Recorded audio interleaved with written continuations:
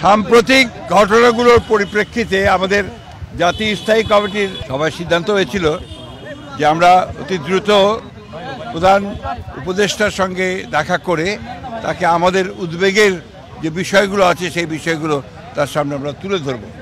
একটা দায়িত্বশীল রাজনৈতিক দল হিসেবে এটা আমাদের দায়িত্ব ছিল, আমরা সেই দায়িত্বটুকু পালন করেছি। আমরা আজকে যে বিষয়গুলো তার সামনে আলোচনা করেছি তা হচ্ছে যে এই যে ঘটনাগুলো ঘটেছে এর দায় সরকার এড়াতে পারেন না।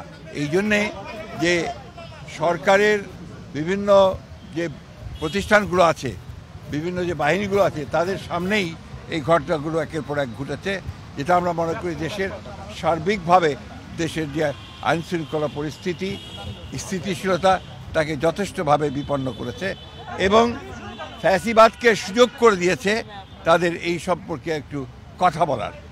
দ্বিতীয়ত হচ্ছে যে আমরা এই সরকারের সঙ্গে যেটা বারবার বলে এসেছি, এটা অন্তর্বর্তীকালীন সরকার, সুতরাং দ্রুত নির্বাচনের জন্য আমরা তাদেরকে আবারও তাগাদা দিয়েছি এবং ন্যূনতম যে সংস্কার সেই সংস্কারগুলো সম্পূর্ণ করে যে কাজ তারা করেছেন, ইতিমধ্যে কমিশন রিফর্ম কমিশন করেছেন একটা, তাদের সঙ্গে আলোচনার ভিত্তিতে আপনার একমত হওয়ার প্রেক্ষিতে, আপনার কনসেনসাস হওয়ার প্রেক্ষিতে আপনার দ্রুত নির্বাচন দেওয়ার বিষয়টা আমরা তাদের সঙ্গে কথা বলেছি। আমরা প্রশাসনে যে সমস্ত ব্যক্তি এখনও যারা দোষর ছিলেন ফ্যাসিবাদের এবং যারা ক্ষতিগ্রস্ত করেছেন বাংলাদেশকে সামগ্রিকভাবে, তাদেরকে আইনের আওতায় আনার জন্য এবং একই সঙ্গে তাদেরকে প্রশাসন থেকে সরিয়ে দেওয়ার কথা আমরা বলেছি।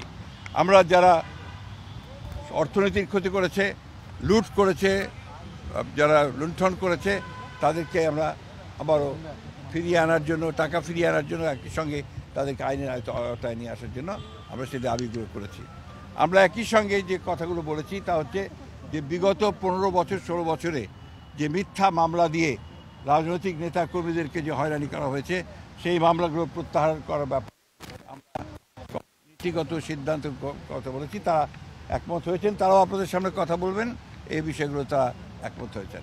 আমরা দ্রব্যমূল্যের ব্যাপারে অত্যন্ত জোরালোভাবে বলেছি যে এই সরকারের অন্যতম প্রধান ব্যর্থতা হচ্ছে দ্রব্যমূল্য নিয়ন্ত্রণে না নিয়ে আসতে পারা। সেটা তারা বলেছেন যে তারা এগুলো কাজ করছেন, এই কাজগুলো তারা দ্রুততর সরকার চেষ্টা করবেন। সব শেষে আমরা আপনার আইনশৃঙ্খলা পরিস্থিতির কথা বলেছি এবং একই সঙ্গে আমরা সব শেষে যে কথাটা বলা আবারও বলেছি যে আপনার এই একটা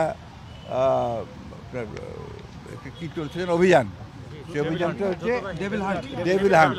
আমরা অতীতেও অনেক অভিযান দেখেছি, সেই ধরনের কোনো পুনরাবৃত্তি যেন না হয়, অর্থাৎ কোনো ইনোসেন্ট মানুষ যারা আপনার যেন না হয় এবং এটা নিয়ে আবার যেন কোনো রকমের সমস্যা তৈরি করা না হয়, এই কথাগুলো আমরা অত্যন্ত জোরের সঙ্গে বলেছি।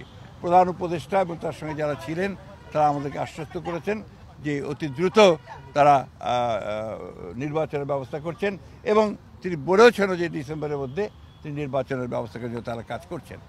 আমরা আশা করব যে জনগণের আশা যেটা আছে, প্রত্যাশা আছে যে অতি দ্রুত এবং একটা রোড ম্যাপ ঘোষণা করবেন তিনি, সেটার মধ্যে দিয়ে আমরা ডিসেম্বরের মধ্যেই নির্বাচন সম্পন্ন হবে বলে আমরা প্রত্যাশা করছি, জনগণও প্রত্যাশা করছে। এবং সেই সঙ্গেই আমরা যেটা বিশ্বাস করি যে গণতান্ত্রিক সরকারের যে আপনার ট্রানজিশন হবে গণতান্ত্রিক ব্যবস্থায়, সেটা অনেক সহজ হয়ে যাবে যদি আপনার একটা নির্বাচন অনুষ্ঠিত হয়। যে উপদেষ্টা আজকে একজন উপদেষ্টা বলেছেন যে জাতীয় নির্বাচনের আগে স্থানীয় নির্বাচনের বিষয়ে নীতিগত সিদ্ধান্ত তারা নিয়েছেন, আলাপ আলোচনা করে পরবর্তী